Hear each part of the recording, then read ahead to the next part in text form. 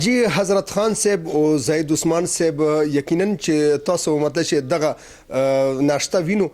چې دلته د دغه علاقې هغه روایتي ناشته ورته وي ځکه چې په دغه کې د چکم تاسو ورته جواره یا څه ورته خو موږ ورته پیاڅه او دلته سره چکم دلته د شلمان چکم هغه مایان دي هغه دي او سره چکم صابه تیار شوی دي او دغه علاقې د غواګانو دغه کوم کوچ چې تاسو وینو یا مطلب چې تاسو دغه سوکړک ورته او جواره ورته نو دا ډیر زیات خلک خوښوي نو خصوصي تور باندې دلته مطلب چې دا اهتمام شوی چې موږ د شینوارو رونو چکم د سېنیټر الحاج تاج محمد لپاره دغه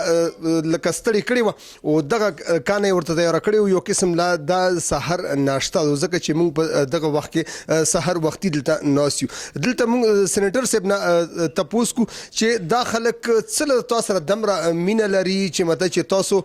ناشته په کور کې ونه کړو تاسو مته چې دلته ورته سحر وختي ځان راورسولو او دغه ناشته تاسو دغه سره کو جی خلیجانه مهرباني د تاسو په نن ناشته کې موجودي او د تاسو ټول میډیا ملګرو شکریا ادا کوم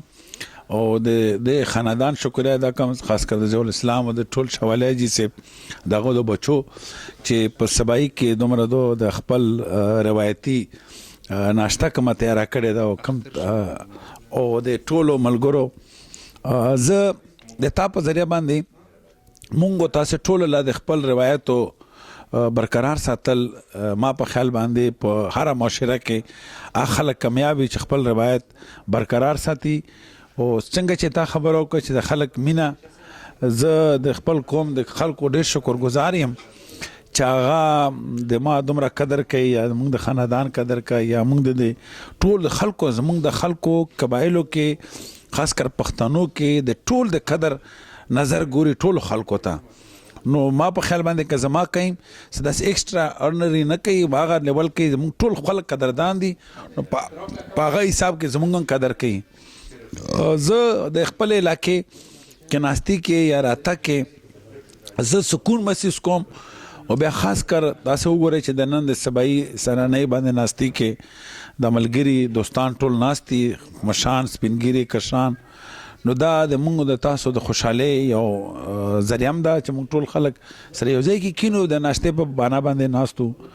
او امید دی چې خلک مطمئن دي د موږ د کارکردګۍ نه دا وجام دا او د خلکو چې څنګه تمینه کوي خلک کې مسره کوي ډیره مهرباني یقینا چې تاسو سېنیټر الحاج تاج محمد خبري واوریدي چې دغه خلک چې د موږ سره کوم مینه ساتي او دا اختر شینواری چې کوم دغه سحر ناشته موږ ته تیار کړی و نو یقینا چې دا د موږ سره مینه ځکه چې موږ په دغه علاقه کې مړې دی کژوندې دی نو مته چې ګرځيګو هم وخت دلته حاضر نو ځکه مطلب چې دغه روایتي د سحر ناشتي چې کوم د موږ باندې